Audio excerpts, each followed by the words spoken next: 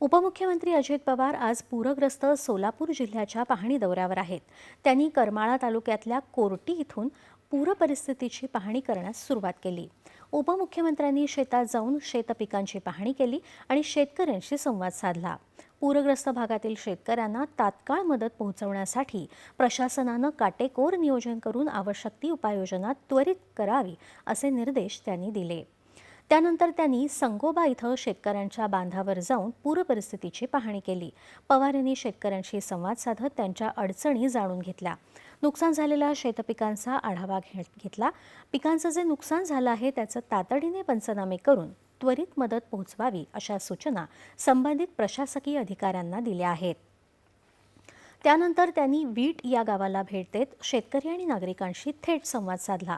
पूरपरिस्थितीमुळे झालेलं नुकसान, शेतकऱ्यांच्या समस्या आणि नागरिकांच्या अडचणी जाणून घेतल्या.